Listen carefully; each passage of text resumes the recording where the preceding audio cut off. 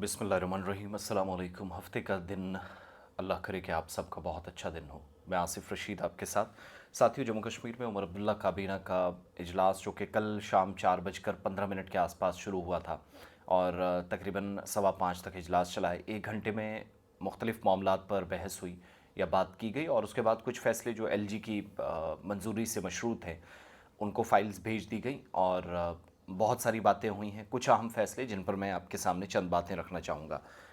एक तो ये कि जो डिस्कॉम है उनको प्रधानमंत्री सूर्य घर मुफ्त बिजली योजना के तहत या PM सूर्य घर मुफ्त बिजली योजना जिसको आप कहते हैं, इसकी इम्प्लीमेंटेशन के लिए बाज़ाब्ता तौर पर मंजूरी दे दी गई है, नंबर 1। नंबर 2, अंत्योदय अन्न योजना AAY ख़ानदानों को हर महीने 200 यूनिट मुफ्त बिजली फराहम की जाएगी और वो मरकज़ी मुआवनत वाली स्कीम के साथ हुकूमत ने जोड़कर यहाँ इसके स्कीम के नफाज पर तवज्जो दी है, जिस पर उसको काफ़ी तनकीद का भी सामना करना पड़ा। इसके अलावा जल शक्ति महकमे की तंजीम नौ या रीऑर्गेनाइजेशन के तहत 6 नई डिवीजन्स और कई नई जो पोस्ट्स हैं उनकी तख्लीक को भी मंजूरी दी गई है। नई असामियाँ जो नई भर्तियाँ होंगी, इसके लिए असामियाँ क्रिएट की गई हैं। सेक्रेटरी टेक्निकल, इसके अलावा अलहदा से design, inspection and quality control DIQC, ये सारे लोग शामिल हैं। साथ साथ public service and outreach office में जो तकरीबन 1 घंटे से ज़्यादा तक इजलास जारी रहा, खुलकर अगरचे हुकूमती सतह पर तफसीलात फराहम नहीं की गई, मगर हुकूमत के अंदर बैठे ज़िम्मेदारान या इस इजलास का हिस्सा ऐसी चंद शख्सियात जिनमें से हमारी कोशिश होती है कि इनसी डिटेल्स निकाली जाए और वो हुआ।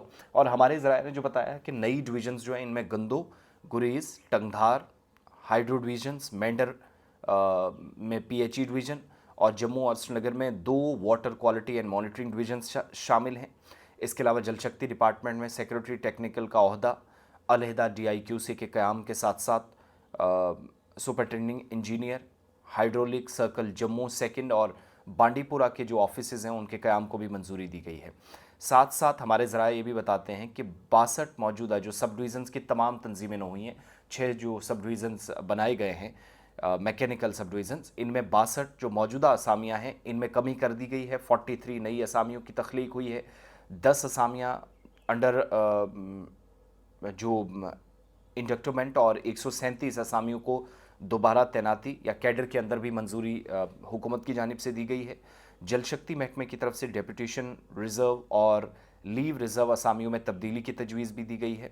साथ साथ 25% से कम करके जो मौजूदा असामियाँ थी वो डेपुटेशन रिज़र्व और लीव रिज़र्व में से कम करके 10% और 5% की गई हैं, ताकि बिलतरतीब 30% और 15% की जो मजमूई क़ुव्वत है, टोटल मैन पावर है, उसके साथ काम किया जाए। इसी तरीके से एग्जीक्यूटिव इंजीनियर्स की डेपुटेशन, इसमें भी कमी हुई है।